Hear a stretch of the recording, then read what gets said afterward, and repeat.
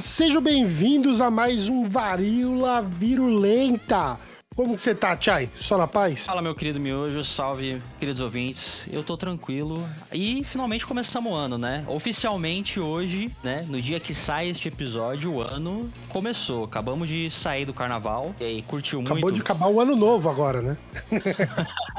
Finalmente 2025 começa agora, né? Não tá começando bem pra todo mundo pelo jeito, né, Miojo? Exatamente, não tá começando bem pra todo mundo não. Mas são pontos que iremos discutir ainda hoje nesse episódio, né? Inicialmente vamos falar aqui só dos anúncios rapidão, Chay, vamos? Estamos aí com nossas redes sociais, então quem quiser seguir a gente lá no TikTok, vá lá, Varíola Virulenta, você vai encontrar a gente no TikTok, a gente vai deixar o link aí pra vocês e também no nosso Instagram, que vai estar Varíola_Virulenta, pode só corar, que a gente vai estar lá para trocar uma ideia com vocês, a gente vai estar dando os cortes de alguns pontos específicos do episódio, então quem quiser já segue, que dá apoio pra gente, compartilha, avisa pra todo mundo, porque isso daqui é o antídoto da nossa sociedade. Ah, boa. E também, como a gente tinha comentado no último episódio, nós criamos um Apoia-se, chama Varíola Virulenta também, né? Apoia-se / Varíola Virulenta, e você pode ir lá para contribuir, para querer ajudar, se você puder e quiser ajudar esse projeto aqui. Dar aquela força, né, pra gente, no trabalho que a gente tá fazendo. Demonstrar o apoio também, né, às ideias que nós estamos tentando fomentar aqui, né, além de enriquecer aí o debate público sobre diversas questões importantes. Estamos aí planejando algumas coisas legais para entregar para vocês pelo Apoia-se, pros membros lá do Apoia-se. Dentre elas, os básicos, né? Tipo o chat de membros, para poder trocar ideia com a gente, também discutir sobre assuntos durante a semana. Também sugestão de tópicos, né? Que vocês vão poder dar assim, sendo membro ali. Mas a gente tá pensando em umas coisas bacanas pro futuro próximo. Estamos discutindo sobre essas possibilidades e iremos colocar lá. Mas se quiser já apoiar, pode colar no Apoia-se, que isso vai só fortificar esse conteúdo independente pra gente poder trazer essa reflexão com todos vocês. Beleza? Exato. Tá aí os anúncios da semana. Episódio de hoje: Lula indeciso. Então é isso, né, Miojo? 2025 começou, estamos aí oficialmente pós-carnaval e, como a gente já falou, né, o ano não começou bem pra muitas pessoas, né? A gente teve aí no último episódio debatendo a situação do ex-presidente da República e futuro presidiário Jair Messias Bolsonaro e o iniciamento, né, da PGR. E hoje vamos falar dele, o Nine, o Barba, o Lully. O tão conhecido. Vamos falar dessa figura aí, não só dele, mas também do partido que tá atrelado a ele. Os nossos pontos de vista sobre não só a situação histórica dele enquanto uma figura política, mas também ele nessa influência da esquerda, o que a gente vai chamar ou não de esquerda aqui, né? Qual que é o reflexo do Lula hoje no ambiente político, né? Então a gente vai falar um pouco sobre esses tópicos aqui com vocês, né? O Lula é engraçado, ele teve uma história política interessante, né? Ele não é de São Paulo, né? Ele veio jovem para São Paulo. Sim. Morou aqui no ABC, né? No ABC Paulista, que é onde ele é muito conhecido, né? Porque ele fez um curso de torneiro mecânico, né? No Senai. Torneiro mecânico, sim. O Lula fez um curso de torneiro mecânico no Senai, e aí ele começa a vida dele como metalúrgico, nessa região do ABC, que naquela época fomentou bastante, né? Os metalúrgicos, até a década de 90, estavam em alta. Sim, né? Movimento sindicalista. O Lula, ele começou ali com o metalúrgico em 61, né? Um ano próximo ali do momento chave da nossa história enquanto nação, né? Que foi o golpe da ditadura militar de 64, no Jango. Então ele é uma figura política que surge, né, nesse contexto de ditadura, né? Ele é uma figura aí pro movimento operário,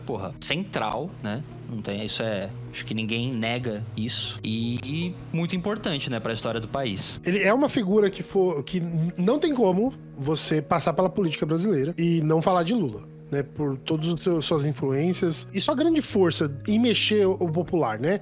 A gente pode falar isso principalmente nos movimentos sindicalistas que estão ali muito fortes na década de 80, né? Gente, a gente não vai falar da vida do Lula, o Lula cresceu, a mãe dele não aqui tem filme, aí tem biografia, tem no site do governo ali um resumo, tem muito lugar pra você se inteirar sobre a biografia dele. A gente vai falar de pontos, assim, essenciais e uma reflexão sobre a política Lula, né? Então, ele ali na década de 80, ele se envolve muito nos movimentos sindicalistas, né? Ele chegou a ser preso no período ali na década de 80. Eu lembro que ele foi preso porque eu lembro que os militares liberaram ele pra ir no velório da mãe dele. Porque a mãe dele faleceu e ele tava preso. Ele ficou 30 dias preso. E veja você, os militares em plena ditadura ali, na década de 80, era um momento... Eu não vou lembrar de cabeça quem era o ditador, mas era um momento que tava mais... A situação tava complicada, né? A gente já tinha passado por aquele... AI-5. O AI-5, a gente já tinha passado pelo AI-5, então tava naquele momento ali, foda da ditadura, e foi permitido ele sair da prisão pra ir ao velório da mãe, coisa que não aconteceu quando o sobrinho dele morreu, né? Quando o irmão dele morreu. Isso, fora da ditadura. Fora da ditadura, né? Quando ele foi preso em 2018, o irmão dele veio a falecer e ele foi impedido de ir no funeral do irmão, mas acho que depois o sobrinho faleceu e aí liberaram ele pra ir.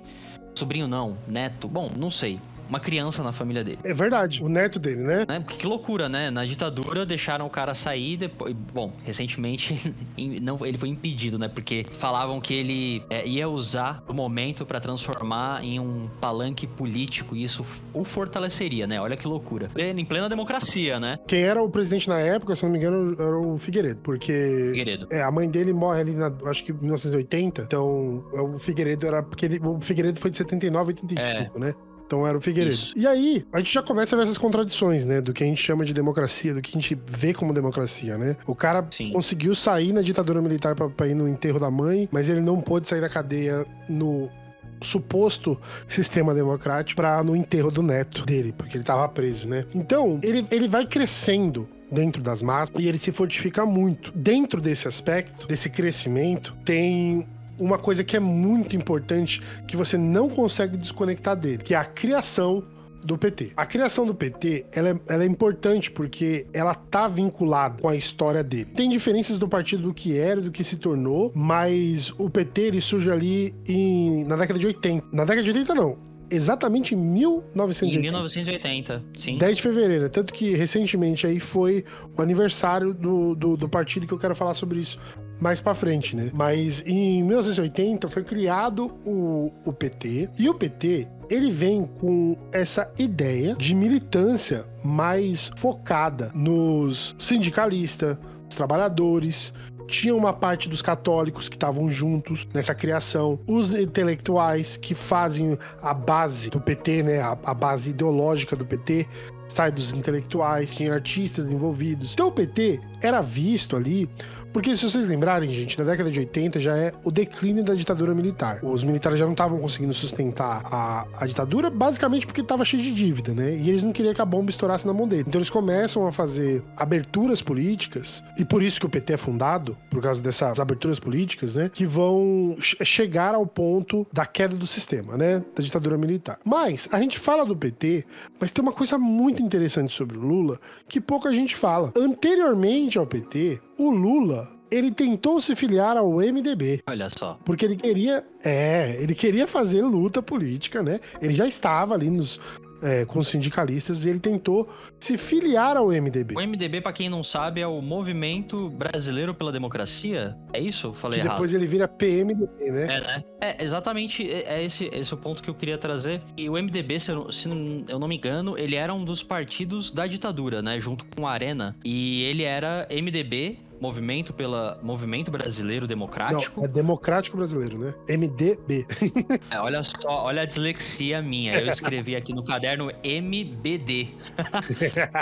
Movimento pela Democracia Brasileira. Ou Movimento Democrático Brasileiro. Democrático Brasileiro. Enfim, MDB. E em 88, né, com o fim da ditadura, ele passa a ser PMDB. Partido do Movimento Democrático Brasileiro. Ele tem esse pequeno contorno aí de legalidade, né? E que, curiosamente, em 18, ele abandona o partido, e volta a ser MDB como é até hoje. Porque mudou, né? A legislação naquela época, quando tem a redemocratização, exige que tenha o partido antes. E aí depois isso foi flexibilizado. E aí eles removem o P do MDB. Mas o MDB tem uma história. E essa história não é uma história legal. Por quê? Porque durante o regime militar, você tinha dois partidos políticos. Um partido era o Arena e o outro era o MDB, que também era meio que controlado pelos militares, né? Então, o MDB não era que ele era um partido democrático, não. Ele era só um partido de fachada para os militares não falarem que você, tipo, não tinha opção, que era uma ditadura. Você podia votar, mas você só podia votar nos dois partidos, entendeu? Lula não consegue a filiação, ele é recusado pelo partido, o partido não queria ele como membro, porque eles não acreditavam, não compartilhavam o ideal, né? Junto com Lula, e aí vem o surgimento do PT aí no dia 10 de fevereiro de 1980, ao qual ele faz parte dessa cúpula de criação do partido, né? A idealização do partido que ele vai se tornar. E daí pra frente, ele concorre todas as eleições, de 89... Ele perde todas as eleições, né? Até 2002. Sempre com ali, né? É engraçado porque a de 89 foi contra o Fernando Collor. E muito se debate sobre essa eleição que ele só perdeu porque houve abertamente uma manipulação da Rede Globo nos debates, né? Que cortava as falas dele, fazia Lula parecer um maluco, com falas desconexas e muito curtas, enquanto que o Collor era aquele jovem caçador de marajás, totalmente eloquente, né?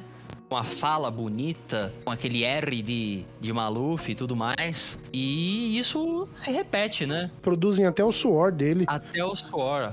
Pra mostrar que ele era um cara mais perto do povo, que ele suava. A Rede Globo, Boninho, né? Teve participação direta nisso daí, manipulando as eleições, porque isso manipulou a forma pública de se ver. E isso, assim, isso não é nossa opinião, gente. Isso já foi... Ele já falou sobre isso, né? Sobre essa produção. É um fato. É um fato político, assim, que não dá pra contornar, né? Muita gente vai negar ou evitar falar nisso por motivos óbvios. Bom, naquele momento, se você quiser retroagir, da eleição do Collor, né? Evidentemente houve um debate, aquele último debate entre o Lula e o Collor, que ocorreu na TV Bandeirantes.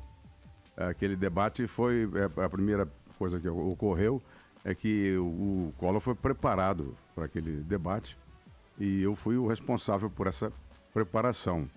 Havia um confronto do bom moço, bonitão até o nosso Collor, e ali eu dei um jeito na gravata dele, soltei a gravata dele, despenteei o Collor, joguei umas gotinhas de glicerina, ele ficava um pouquinho suado para fazer aquele enfrentamento com o Lula, que era na verdade, o sapo popular, né?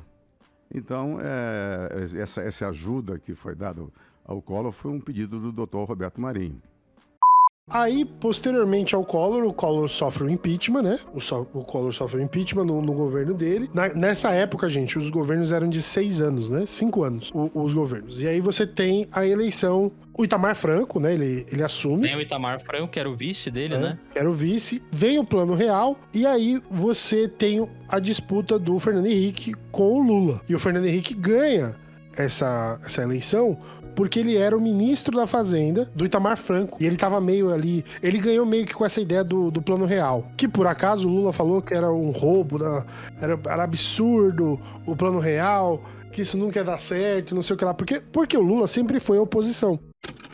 O PT tem uma avaliação de que esse plano econômico é um estelionato eleitoral. Eu acho que a gente não pode jogar com essa coisa imediata. É preciso ver no longo prazo se a economia brasileira resiste. E esse Plano Real não se sustenta depois da campanha, porque o pessoal que está junto com o Fernando Henrique Cardoso não quer estabilidade nesse país, até porque foram eles que criaram todos os planos e foram eles que derrotaram todos os...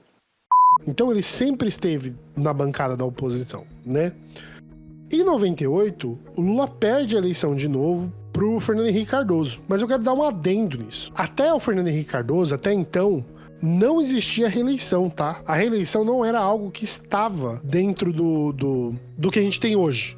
Ele não fazia parte das regras eleitorais. Não sei se você lembra disso, Chay, mas não era. Não, era muito novinho na época. O Fernando Henrique faz um acordão para que ele possa se reeleger. E isso passa no Congresso. O Congresso apoia essa tomada de decisão do Fernando Henrique Cardoso. E o Fernando Henrique Cardoso é o primeiro presidente reeleito, em 98. E ele ganha essa eleição em cima do Lula, novamente. Porém, a imagem do Fernando Henrique Cardoso estava muito desgastada, porque o Plano Real não estava dando certo. Ele deu muito certo no começo do primeiro mandato dele, mas era insustentável o Plano Real, porque eles estavam mantendo o Plano Real, privatizando estatais, pegando o dólar e deixando o dólar em caixa. Então aí você precisava privatizar de novo outra coisa para você poder ter dinheiro em caixa, entendeu? A gente teve como resultado dessas ações do governo do FHC a privatização da Vale, por exemplo, né? Que era uma estatal brasileira, foi vendida e deu no que deu, né? A gente sabe que a Vale aí, Telebrás... É um escândalo,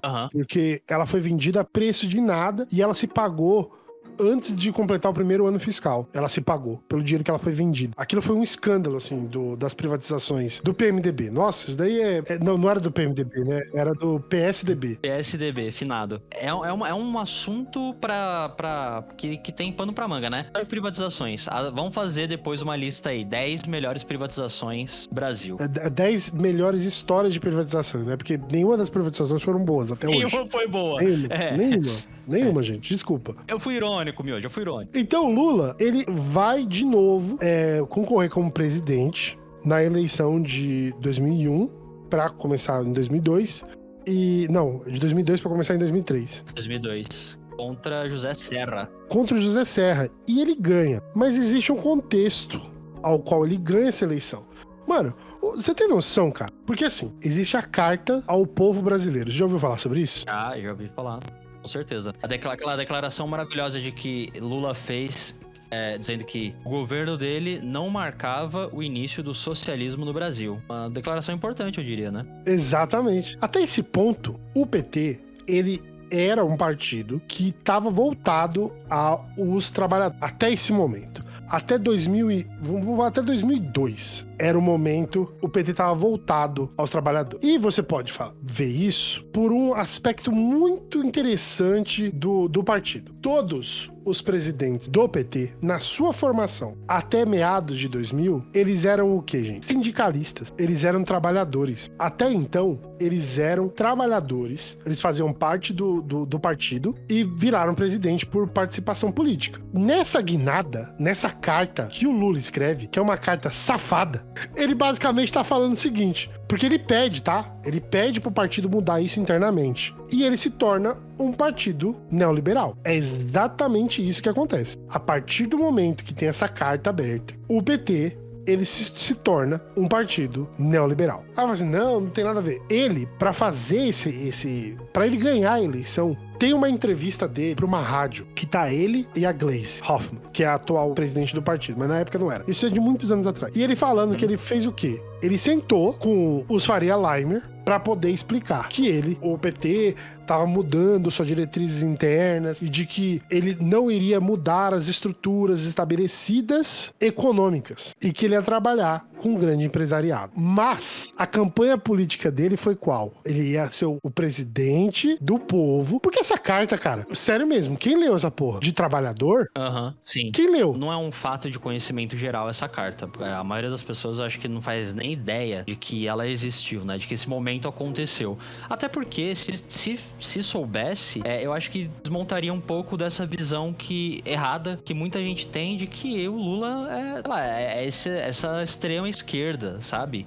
É esse comunista, né, que chegou na presidência. Tem uma parte dessa carta que eu acho super interessante, que é a parte bem neoliberal, né? Que eles querem saber se eles vão... Sabe essa história de controle de conta? Que era isso que eles queriam saber, né? Se o governo ia gastar. Porque até então, a ideia é que o governo gastasse para que construísse infraestrutura no país. E essa infraestrutura gerasse emprego, desenvolvimento. Mas essa parte da carta, eu sugiro todo mundo que leia essa carta, quem tá interessado, porque isso é muito interessante. Ele fala em duas partes, ele fala assim, ó, nossa política externa deve ser reorientada para que o imenso desafio de promover nossos interesses comerciais, remover graves obstáculos impostos pelos países mais ricos e as nações em desenvolvimento. Isso aqui é o quê? Isso aqui é abertura de capital. E aí depois, ele fala aqui, ó. Ninguém precisa me ensinar a importância do controle de inflação. Iniciei minha vida sindical, indignado com o processo de corrosão do poder, de compra dos salários dos trabalhadores. Quero agora reafirmar esse compromisso histórico com o combate da inflação, mas acompanhado do crescimento, geração de emprego e distribuição de renda, construindo um Brasil mais solidário e fraterno, um Brasil de todos. Isso daqui é asneira.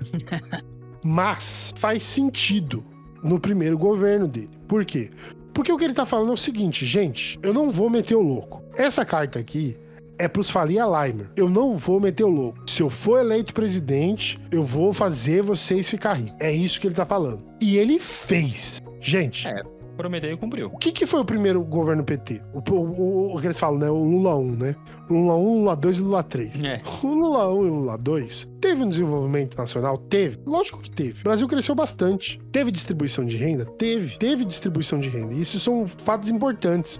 Houve o aumento das vagas nas universidades, a renda per capita cresceu e tem uma fórmula que eu quero deixar claro que isso não era dele, tá? A gente chama de Bolsa Família. O Bolsa Família, ele pegou as bolsas que já tinham sido criadas no governo FHC, juntou todas numa só e chamou de Bolsa Família. Não é que ele criou esses auxílios, ele unificou os auxílios que já existiam. Porque existe uma perspectiva muito errônea sobre essa ideia de que o Lula criou o Bolsa Família porque não existia isso antes. O nome do programa de fato não existia, né? Isso é uma característica do PT, né? Pegar algo antigo, mudar o nome e falar, olha aqui, olha a novidade. Criamos algo novo pra você. Criamos isso aqui. Então, foi importante o primeiro governo do Lula. Principalmente pelo fato de ser o primeiro civil que não tinha educação superior, mas ele tinha uma força popular muito grande. Mas eu acho que a vontade dele dessa força popular era maior do que os ideais. E é por isso que o PT faz essa mudança interna para que ele consiga ser presidente. Eu acho que isso é muito mais o ego do Lula do que o interesse do Brasil, enquanto nação. Por quê, gente? Se a gente fizer a retrospectiva hoje, o que acontece? O Bolsa Família foi fundamental para estruturar as bases do que ia ser o Brasil dali para frente. Ele tirou muita gente da extrema pobreza. E, por causa disso, você começa a gerar empregos, né? Porque, por exemplo, né? Você dá hoje 400, na época não era nem isso, né, mano? Bolsa Família na época acho que era 100 conto, 100 e pouco, né? Porque também o salário mínimo é menor. Era bem pouco. Mas você dava esse dinheiro pra uma mulher e aí ela ia precisar comprar coisa pra criança. E detalhe, tá? O Bolsa Família, ele tava atrelado a criança estar matriculada e ir regularmente à escola, tá? Não era assim, tive filho, vou receber dinheiro. Ele tinha essa vinculação e esse compromisso educacional para que as pessoas fossem pra escola. Esse dinheiro, ele ia ter uma demanda, né? Você vai precisar gastar, de alguma forma. E não importa o dia que você gaste, é só que você vai ter que gastar. Esse dinheiro gastando, você gera comércio em volta, num lugar onde não tinha nada. Porque agora tem a necessidade de comprar um leite, tem a necessidade de comprar uma mandioca, tem a necessidade de comprar uma carne. Porque você distribuiu o dinheiro e as pessoas estão gastando, porque tem dinheiro. O dinheiro tá entrando, você tá gastando. Se você tá gastando, tá gerando economia. Então, se você tá gerando economia, você tá desenvolvendo determinadas regiões que estavam absolutamente esquecidas pelo governo brasileiro desde a colonização, né? Se diga por passagem. Mas tem um bagulho que pra mim é um marco foda, muito foda. No primeiro, ele é eleito, né? E aí tem um marco que eu acho que é foda, Tchai. Eu não sei se você lembra de uma pessoa. Era uma pessoa Tem muito. chamada Heloísa Helena. O nome de cabeça, sim, mas eu não recordo o pato. O que nós temos em 2003? A reforma da Previdência, encabeçada pelo Lula. Sim. E essa reforma já tirou direito dos trabalhadores. E tirou muito direito já na reforma da Previdência. A Heloísa Helena, por que ela é importante? Porque ela tem um discurso no plenário de mais ou menos uns 15 minutos. E detalhe, a Heloísa, ela era deputada do Alagoas, se eu não me engano, do PT.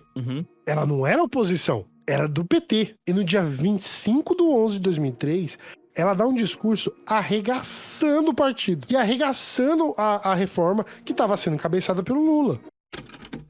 Porque eu não consigo entender como é que alguém defende que um trabalhador do setor público que ganha 300, 400 reais, a ele seja imposto trabalhar mais 6, 7, 8, 9, 10 anos de serviço para não ter um corte de até 35% de sua aposentadoria. Eu não consigo entender como é que alguém volta tranquilo diante da diferença clara que essa proposta de reforma vai trazer. O filho da pobreza que começou a trabalhar mais cedo. Se alguém é trabalhador do setor público, começou a trabalhar com 15 anos de idade, entrou no serviço público com 25 anos de idade. O filho do senador, com certeza, não começa a trabalhar com 15 anos de idade. O filho do senador tem a oportunidade de ir para a universidade, tem a oportunidade de se formar e só entra no mercado de trabalho com 25 anos de idade. dediquei os melhores anos da minha vida ao Partido dos Trabalhadores. E sei que estou defendendo aqui o que eu aprendi dentro do Partido dos Trabalhadores. Não estou defendendo algo que eu aprendi numa cartilhinha pessoal. Eu estou aprendendo e estou aqui falando que eu passei 4 anos aqui falando como líder do PT, como líder da oposição ao governo Fernando Henrique, e falava exatamente isso que eu estou aqui falando. Mas hoje, infelizmente, senhor presidente, senhores senadores, está existindo um grande abismo entre o que nós éramos e o que nós estamos fazendo agora, enquanto parlamentares que éramos da oposição. Por quê? Porque pro Lula poder governar, o que ele fez? Frente ampla. O que acontece com Frente ampla? A famosa, famigerada frente ampla. Mano, você tem noção que na época eles tinham... A frente ampla dele abrangia o PL. E não tá muito diferente de hoje não, miojo. Não tá. Não tá nem um pouco distante, né? É aquela frente ampla 360, né? Que pega até a oposição. É quase um transformador, né? Ela é 360. E essa que é a bizarrice do Lula no governo. A bizarrice do Lula no governo são esses conglomerados políticos pra poder governar. E a desculpa que se dá no Brasil, que eu acho a desculpa mais esdrúxula, é que, mas se não fosse, você não governa. Você governa pro povo, cara. Isso vem sempre, isso é uma prática muito, assim, da nossa política, né? Você fazer os conchavos políticos para você ter a tal da governabilidade, né? Então, você não é nem aquela história de dar os anéis para não perder os dedos. Você dá os anéis, você dá os dedos, você dá a mão, você fica de 4, tá ligado? Você dá tudo e você perde tudo, porque foda-se, tá ligado? E aí você tenta governar, você não governa para quem te elegeu.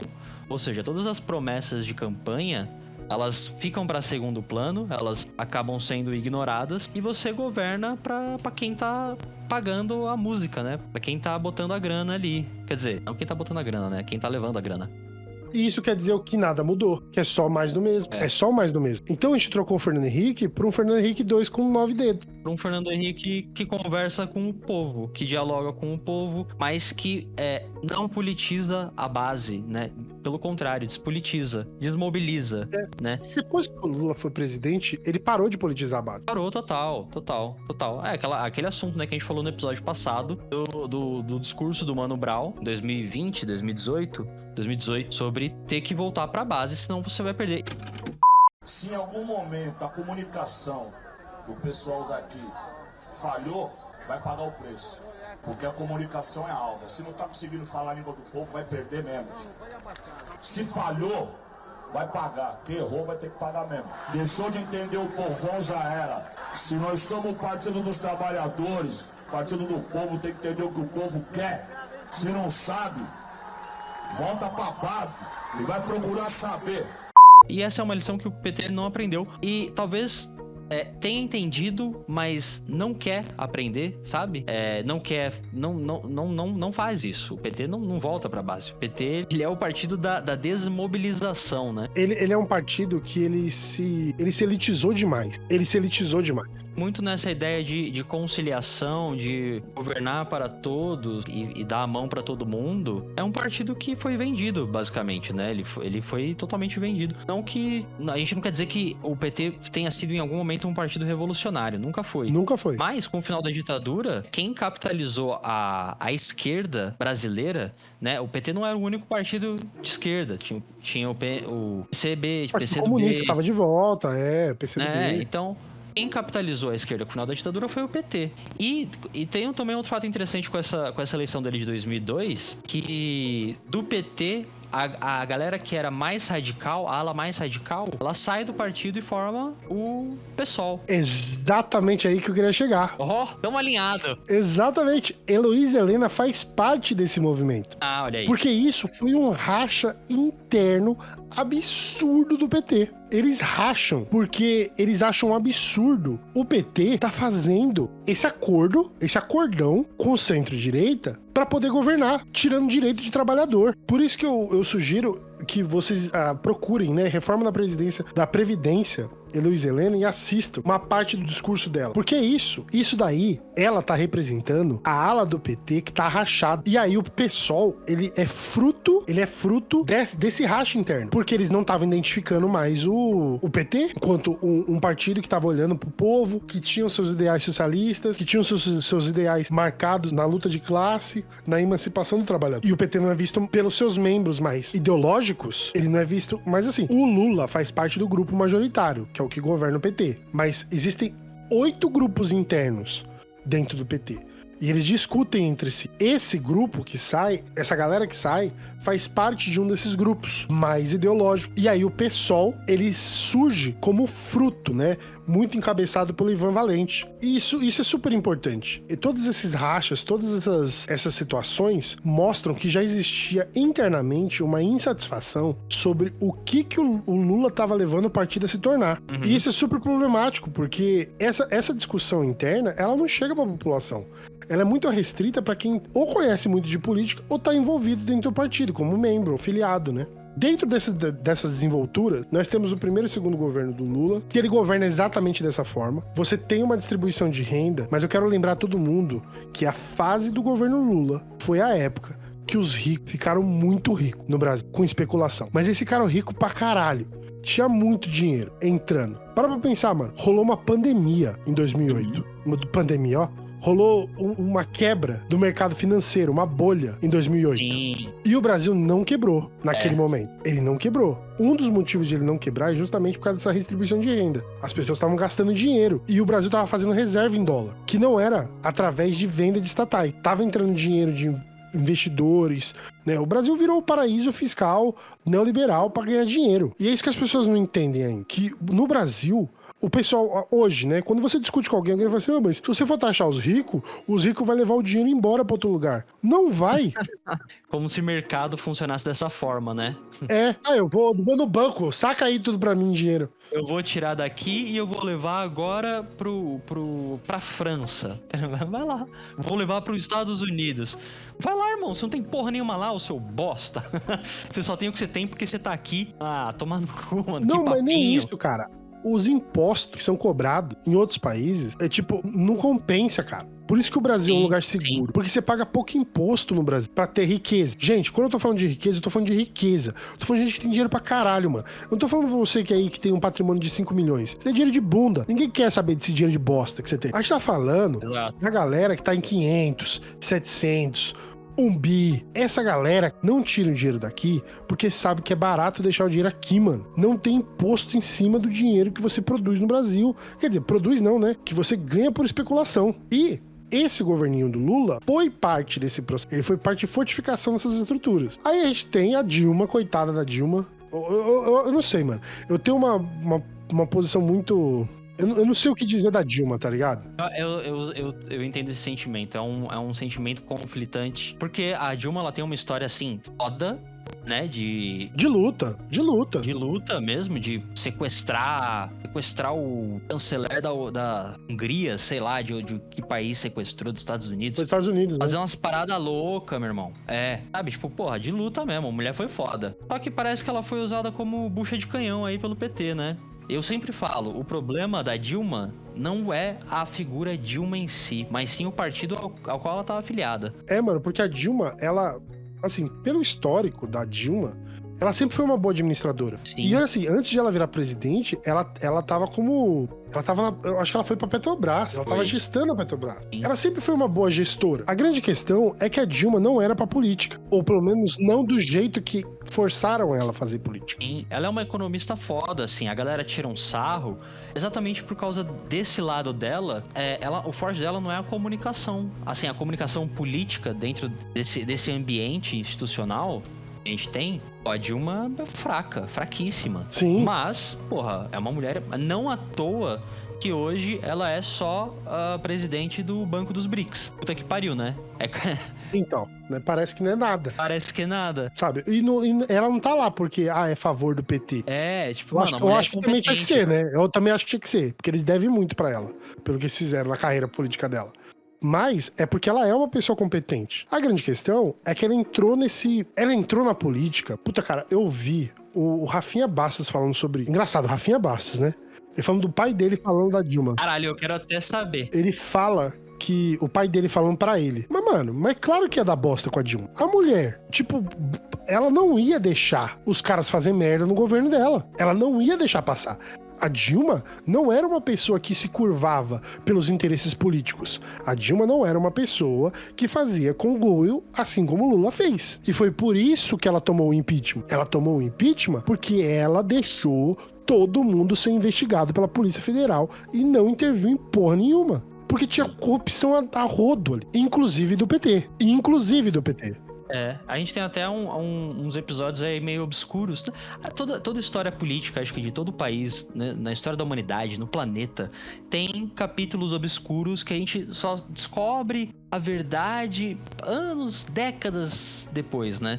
Que é exatamente a morte do relator da... Era o cara que nos áudios, eu lembro até hoje, nos áudios do Jucá com o Machado, que eles falam da história de tem que estancar a sangria, eles falam assim, mas ela colocou ele lá, ele tem que cair. Não foi o Teori? Teori Zavascki, é ele? Teori Zavascki, que era o relator da Lava Jato. É ele mesmo. Relator da Lava Jato, ele mesmo. Que, né, misteriosamente o helicóptero, o avião dele caiu. É isso, né? Tipo, a gente... não teve... Foi falha. Foi uma pane no avião. Foi um acidente. Sempre essas histórias vêm, né, com um acidente. Depois de 30... 50 anos a gente descobre alguma coisa, né? Eu fico com um pé atrás, meu, eu não sei você. Mas essa morte do Zavascki aí... Aqui é Brasil, né, mano? Casa muito assim, tá ligado? Os malucos falar que tem que tirar ele, porque foi essa mulher que botou ele lá, e ele tá indo atrás de todo mundo. Tem que tirar esse cara, tem que estancar a sangria. Aí passa 3 meses o cara morre. Nossa, velho. Que, caralho, que conveniente, né? É uma sequência de conveniências, assim, e coincidências que você fala, nossa, velho, caramba, a história desse país é cheia disso, né? Mas, né, é um acidente. Vamos entender que foi como um acidente. Aí a gente tem quem? O presidente da Câmara, que naquele momento era o Eduardo Cunha, e ele foi falar com a Dilma pra que tirasse as investigações do rabo dele. E ela falou que não ia intervir. E aí entra uma guerra política entre Eduardo Cunha e Dilma. E ele fomenta o que a gente chama de golpe, porque foi um golpe. E a Dilma, ela toma impeachment por um golpe político, né? Foi um golpe institucional que ela toma, e ela sai da presidência. E essa que é a grande parada, porque ele foi investigado, e até hoje acho que ele, tipo, usa tornozeleira, porque, Sim, né? Ele tava nos esquemas de corrupção. Mas o que mostra que no Brasil, quem governa o país é o presidente da Câmara dos Deputados. Sim. Porque ele tem tanto poder na mão que você não consegue fazer nada pra poder se desvencilhar das garras do sistema político. E aí, depois disso, a gente já falou, né? Vai ter o Vampirão, depois do Vampirão vai ter o Bolsonaro. Bolsa de cocô. Exatamente. E aí temos a volta do Lula. Lula 3. A ressurreição. E aí a gente entra no nosso indagamento desse episódio, eu acho, né, Miojo? Lula 3, é esquerda ou é direita?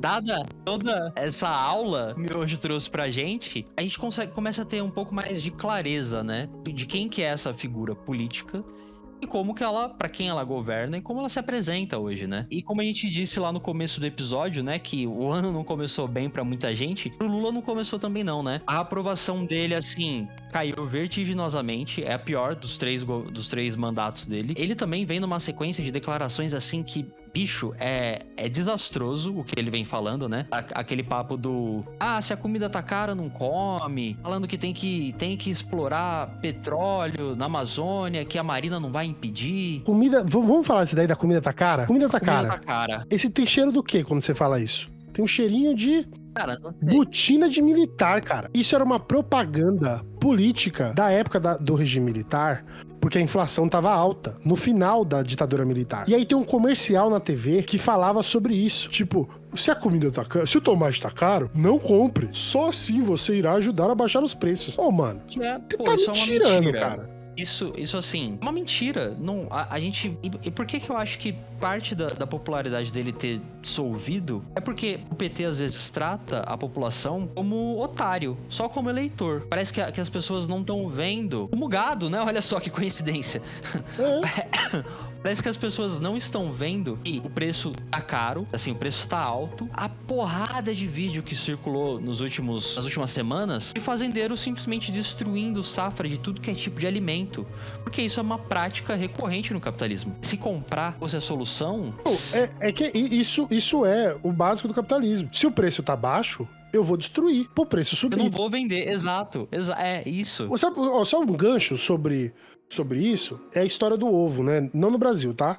Lá nos Estados Unidos. O ovo nos Estados Unidos subiu de preço. Absurdo. Eu tô falando assim, $8 uma cartela de 12 ovos. $8. Imagina você pagando 40 Aí você fala assim, mas eu não tenho muita noção. É tipo caro. Ovo, geralmente, você comprava $2. $8 é preço pra caralho. Tá muito alto. E aí, começaram a fazer umas investigações e descobriram o motivo do porquê que o ovo tava caro. O ovo estava caro, por quê? Porque estava tendo uma epidemia, gripe aviária, nas galinhas. É verdade. E aí, quando você tem esse problema, você tem que sacrificar a galinha. Você não pode deixar os animais vivos, você vai sacrificá-los, porque eles podem transmitir doenças, né? Exato. Mas sabe o que é o mais interessante de tudo isso? Não é o fato das galinhas estarem com gripe aviária. Era dos produtores que estavam intencionalmente contaminando a galinha com gripe aviária. Sabe por quê? Olha aí. Porque existe um pacote fiscal nos Estados Unidos, que quando tem algum problema para os produtores e os animais necessitam ser sacrificados, eles recebem uma indenização do governo. Olha só. E essa indenização, o valor... Não acabou, Thiago.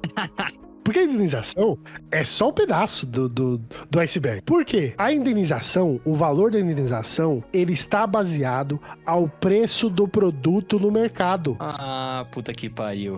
Então por que será que aumentou? Se o ovo tava 2, né? E morreu minhas galinhas, eu vou receber uma indenização baseada em 2. Se tá acabando o ovo e tá 8, eu vou receber indenização em cima de 8. Então, essa é a mentalidade do capitalismo. A mentalidade do capitalismo é essa. Ela não é para servir a população. É pra ela ganhar dinheiro. Essas histórias que o Chay tava falando aqui, dos produtores jogando fora alimento, mano, isso pra mim é de um absurdo sem igual. Ah, mas o produtor vai sair no prejuízo? Mano, a maior parte desses produtores, grandes produtores, tá? Não os pequenos. Eles recebem subsídio do governo, irmão. Eles não estão plantando do bolso. É o BNDES, cara, que distribui dinheiro para agricultor, para grande latifundiário produzir comida. Essa história aí que você falou da gripe aviária, assim, é uma história que a gente já viu acontecer e que a gente pode até se preparar, porque isso com certeza vai ter desdobramentos ainda num futuro próximo. É o quê? Eu tava vendo algumas notícias que falam que a gripe aviária ela já foi identificada em mamíferos, né? Em ratos, em outros animais, em vaca. As vacas tá contaminadas algumas lá, Não tá? só E tava isso. tendo problema por causa do leite. E também teve corte do governo, né? O Trump tá aí, né? O Elon Musk cortando uma porrada de coisa. Cortaram uma galera que fazia a fiscalização disso. E tem cheirinhos de quê? Isso tem notas de quê, miojo? Se não de mais uma situação aí de pandemia, né? Mais uma situação virulenta pra gente aqui debater nesse podcast. Eu acho que isso não vai ser mundial porque existem restrições para você exportar, né, produtos. Pode ser. Por exemplo, tipo a China. Isso é relacionado à carne brasileira. Se existe algum problema no gado brasileiro, eles interrompem toda a importação. Mas isso vai foder eles lá, com certeza. Com certeza. O estadunidense, o trabalhador lá, vai se foder. É porque eu acho que, assim... que as suas palavras sejam verdadeiras, porque os Estados Unidos ele também tem um histórico de exportar a doença que não é muito conhecido, né, para a maioria das pessoas. Muita gente acha que, por exemplo, a gripe espanhola saiu na Espanha e na verdade ela veio, se eu não me engano, da Califórnia, né? Ela veio dos Estados Unidos.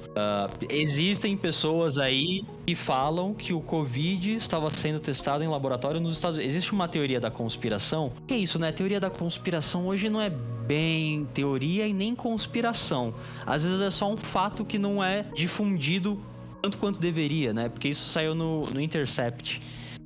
De que o vírus Covid ele estava sendo estudado em laboratório nos Estados Unidos antes da pandemia. Quem pode dizer, né? É mais ou menos mais aqueles casos que a gente vai descobrir só daqui a algum tempo, né? Pode ser que sim, pode ser que não, mas é tudo muito suspeito, eu diria. A gente não consegue ter uma clareza exatamente do que tá acontecendo, sabe? E aí quando eu penso no Lula, dentro desse aspecto político, cara, pra mim é bizarro. É bizarro. É bizarro ele ter conseguido se eleger levantando a pauta de esquerda, né? na sua campanha, que é a história de que o amor venceu, e ele está como presidente, cara, governando pra direita, mano. E é pela terceira vez. E tem uma galera tá olhando pra isso e achando, não, nada a ver, mano. É porque senão ia ser muito pior. Eu vi tanto isso na época da eleição, cara. Sim. Não, mas o Bolsonaro é pior, que não sei o que, não sei o que lá. Na verdade, os dois é meio igual, do jeito de governar. Na real, eu tô falando economicamente falando. Não tô falando política ideologicamente. Eles são muito parecidos. Bolsonaro e Lula são muito parecidos. A única diferença é que o Bolsonaro é zoião. Que ele queria enfiar a mão gorda em tudo que aparecia. É burro, né? Também ele é burro e o Lula, pelo menos, assim, eu não acho que o Lula é um cara burro, sabe? Eu acho que ele é só canalha, às vezes. Eu acho que, às vezes, ele... Porque todas essas decisões dele, não é como se ele não tivesse consciência, sabe? Tipo, não, ele não sabe o que ele... Não, ele sabe. Ele tem consciência do que ele tá fazendo. Ele tem consciência de quem se fode com as medidas que ele e o Fernando Haddad, ex-prefeito Souvenir, tocam. Ex-ministro da Educação. Ex-ministro da Educação. Fode, em primeiro lugar, o povo trabalhador, né? Mano, o pessoal vem falar pra mim, nesse governo, Lula 3. Ai, mas o desemprego caiu. Beleza. Mas qual que é a renda que as pessoas estão recebendo? O desemprego caiu, mas o que essa porra também não fala é que os empregos informais aumentaram, né? Ou seja... a gente... beleza, o desemprego caiu, mas qual que é a qualidade do emprego que se tem? Qual que é a renda, né? Tipo, porra... Qual que é a renda, cara? Porque não adianta... Hoje, antigamente, esse número, eu acho que era melhor, né? Para as pessoas ouvirem. O desemprego caiu e não sei o quê. Tantos milhões de pessoas estão trabalhando. Hoje, cara, dependendo do lugar que você mora, mano, se você tá trampando e recebendo salário mínimo, você tá fudido, irmão. Você tá fudido. Pô, salário mínimo não faz nada. Se você mora em alguma grande metrópole, você tá na bosta ganhando salário mínimo. Possivelmente você não mora na metrópole, você mora em alguma região muito longe. Você demora 2 horas pra chegar no seu trampo pra receber um salário mínimo. Porque não tem condições de você viver hoje nessa situação. A isenção a isenção do imposto de renda, os caras prorrogaram, cara. A isenção do imposto de renda, os caras prorrogaram. Tipo, por quê, mano? De corte e de corte, né, de benefício de direito da população vem agora, já entra no pacote, já vamos botar na tesoura. O que era para ser o benefício aí, que é a isenção de imposto de renda até R$5.000, quando der, né? Fica para depois. Isso se não for usado como pauta para ano eleitoral, né? Para uma reeleição. Tirando o teto, né? Para o aumento do salário mínimo. Porque isso passou pelo Haddad. Os caras aprovaram o teto. Então quer dizer que se a inflação subir, se alguma coisa acontecer, você passou uma lei que você não pode ajustar o salário mínimo, porque não pode. Porque, cara, esse é o governo de esquerda? Aonde, mano? Aonde isso é um governo de esquerda? É literalmente aquele vídeo do Carioca falando: que esquerda é essa, jogador? Onde tá essa esquerda que não chega? Que porra de esquerda é essa, velho? Caralho. Eu não sei, mano. A nossa esquerda é tipo um pau torto, cara. Ele é um pau torto virado pra direita.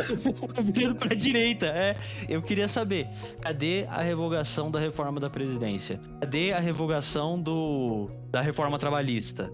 Né? Cadê o fim do teto de gastos? Não, a gente tem agora o arcabouço fiscal. Fiscal, que é pior ainda, que a longo prazo enforca o governo mais ainda.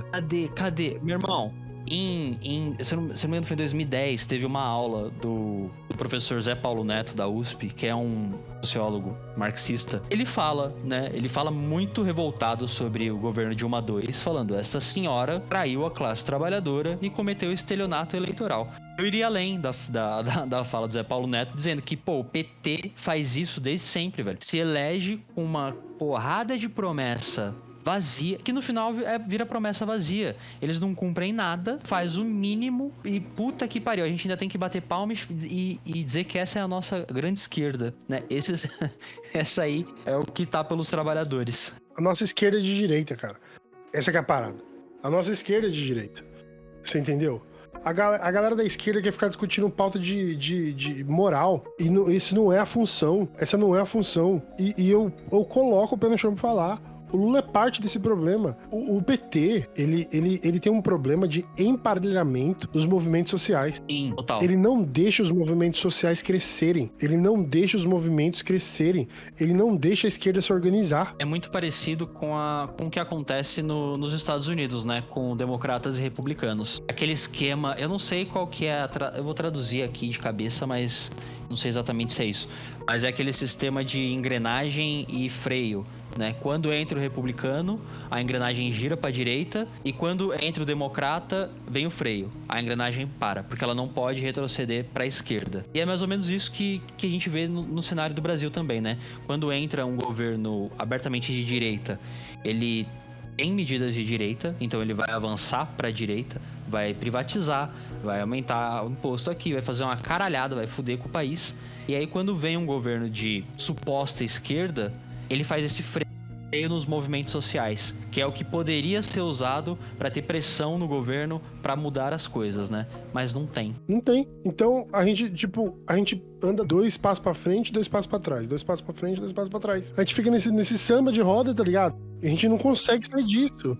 É 1 pra frente e 3 pra trás, eu diria. Eu também acho. Eu acho que a gente tá nisso. Porque, ó, para pra pensar. Se o governo atual está desta forma e não tem um candidato de esquerda a nível pra ganhar as próximas eleições, o que você acha que vai acontecer com a base trabalhadora e com os direitos daqui a 6 anos? A gente tá fudido, mano. Uma base que não é politizada, não é mobilizada, irmão, vai chegar aí um Nicolas Ferreira, um Tarcísio, um Marçal da vida e vai mobilizar essa galera, tá ligado? Vai politizar e mobilizar. Eu faria uma análise bem sucinta entre PT e Bolsonaro, Lula e Bolsonaro. O PT, ele desinforma, ele despolitiza e desmobiliza. E o Bolsonaro, ele desinforma, mas ele politiza e mobiliza, sacou? E nesse cenário, meu irmão, assim, a direita, a extrema-direita, ou como os grandes veículos de comunicação do nosso país têm chamado de uns tempos pra cá, a ultradireita, né? A ultra, qual que vai ser a próxima? Vai ser a... É o Megazord. A mega direita. Vai ser o Nicolas Ferreira, o Marçal, o Bolsonaro, o Flávio, tudo falando, é hora de morfar. É tipo, a direita se mobilizando, vendo o candidato, pautando o debate, desinformando para um caralho, não vamos deixar de dizer isso, né? Porque é o que eles fazem. E a esquerda tá nessa letargia, nessa coisa de não pode, né? A gente falou discutindo Trotsky, cara. Tá discutindo a porra de Trotsky. Cara, eu fico... Uma coisa que eu fico mais puto, o que eu fico mais puto com a esquerda é os filhos da puta ainda tá discutindo literatura, mano. Meu irmão... Mano, assim, irmão, beleza. Eu acho que é importante a gente saber. A gente tem que saber a base. Mas, mano... O trabalhador, ele quer saber de comer, ele quer saber de, tipo, ter um lugar pra dormir. Ele quer saber que o filho dele vai estar bem, mano. Você não vai conseguir convencer o trabalhador a se mobilizar falando de Karl Marx. A ideia revolucionária, ela tá lá, ela tá dada. Mas a entrega dessa mensagem que a gente não consegue fazer. Isso incluindo eu. A gente não consegue conversar com o trabalhador, mano. O único cara que consegue falar com o trabalhador tá com 80 anos de idade, bateu a cabeça e é presidente. E a galera acredita nele. Mas ele não tá fazendo política pro trabalhador. Você entendeu? Isso é uma problemática, cara. A gente tem que parar. Do meu ponto de vista, a gente tem que parar de chamar o PT de partido de esquerda. Ele não é um partido de esquerda. Quando ele sobe no poder, não se torna mais um partido de esquerda. Ele é um partido intelectualizado de centro-direita neoliberal. Isso é o PT. O PT não é um partido de esquerda, socialista da base. E, porventura, nem o PSOL, mais. Nem o PSOL. Eu queria falar disso, né? Porque isso é uma parada que muito comunista fala e eu concordo, assim, 100%. Num modelo de democracia burguesa, todo partido de esquerda que não é radical se degenera à direita. A gente vê isso com o PT, com o racha, com a galera saindo do PT pra formar o PSOL. E a gente vê isso no PSOL, sofreu um racha também em 16, 17. Teve uma galera que saiu pra formar o P, né, que é a Unidade Popular, que é o último partido a ser registrado no país. É um partido que tem uma postura mais radical, mas que ainda tá pra disputar pelas regras do jogo. A questão é... Fez frente ampla com o PT, né? Fez frente ampla com o PT. Mas é isso, né? Você disputar as regras do jogo quando elas são desfavoráveis à esquerda, significa que todo partido de esquerda é aquilo que não é radical, que não promove uma radicalidade da sociedade, uma mobilização permanente da classe trabalhadora, ele vai cair para a direita. Isso é inevitável. Isso tem inclusive uma indicação de leitura nossa. Acabou de falar sobre não ficar só no debate, mas é um livro muito interessante chamado 18 Brumário, de Luiz Bonaparte. escrito por Karl Marx, ali em 1848, e fala muito sobre essa degeneração dos partidos de esquerda à direita dentro de um sistema burguês. Tipo, recomendadíssimo. Super apoio essa leitura. É muito bom essa leitura. Então, tipo, a gente tem que ter a clareza dessas coisas. A gente tem que saber que eu vou deixar muito claro pra vocês, gente. Eu não voto porque eu não participo do sistema democrático burguês. Porque essa luta, o que a gente tá falando de burguês, agora a gente entrou nos termos marxistas aqui. Essa luta democrática é pra proteger riqueza de gente rica. Ela não é pra fazer a sua, a minha, a nossa vida melhor. Ela tá aí pra simplesmente reforçar o que já tá como status quo. Isso não pode mudar. Minha riqueza tem que estar aqui, eu tenho que ganhar dinheiro com especulação dessa forma, a polícia tem que bater em trabalhador mesmo. Por quê? Os caras querem ficar reivindicando porra de salário melhor? Não, 6 por 1 é o caralho. Desce a porrada nessas filhas da puta. É isso, essa é a política que a gente vive hoje. A democracia social, essa social-democracia, ela é enganosa. Sim. Capitalismo não tá aqui pra fazer amiguinho. Capitalismo não é um sistema de divisão, de igualdade. A gente sempre vai ficar lutando por pautas, e aí vai entrar um presidente ou um grupo político na Câmara de Deputados, e a gente vai perder tudo que te passou anos conquistando, que é o que a gente tá vendo agora. Exato, né? São conquistas importantes, mas frágeis, né? Que não tem base sólida.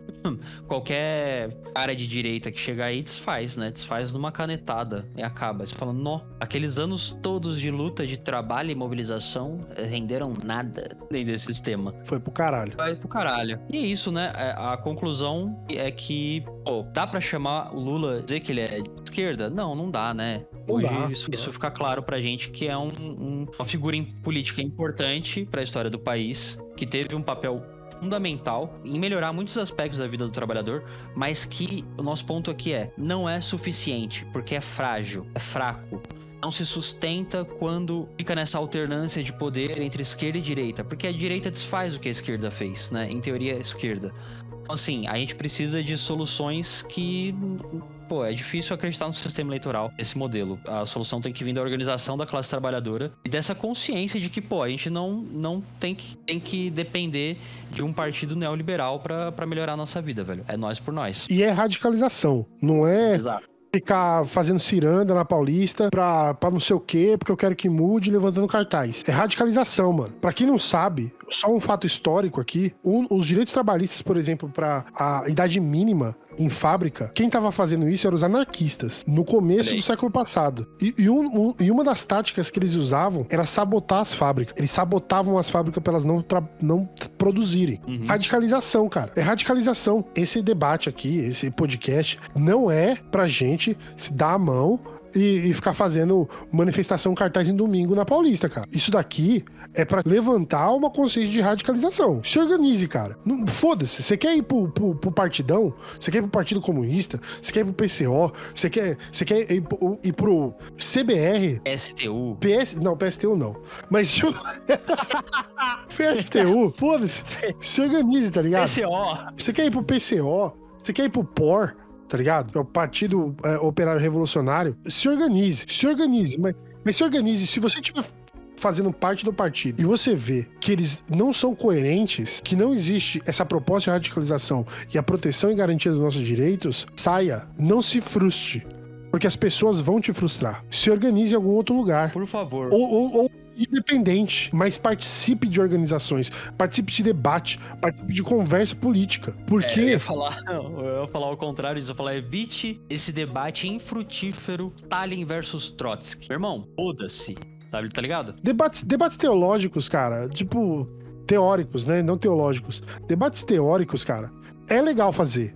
Mas você precisa ter tempo, mano. Se você trabalha, se você tá agora escutando a gente no busão, mano, você não vai ter tempo de ler o 18 Brumário. Você precisa ter tempo, cara. Você precisa ter um fim de semana livre, você tem que ter paz, você tem que ter descanso, você tem que ter lazer, sabe? A gente precisa de ações imediatas. E essas ações imediatas, elas não vão vir pelo sistema democrático de direito estabelecido hoje no Brasil. Vem por luta, né? E eu acho que a gente pode ir se encaminhando aí pros nossos agradecimentos a quem ouviu até aqui, a quem ficou com a gente até aqui esse episódio. E se você escutou até aqui, muito obrigado. Compartilhe esse episódio com o seu camarada trabalhador e trabalhadora.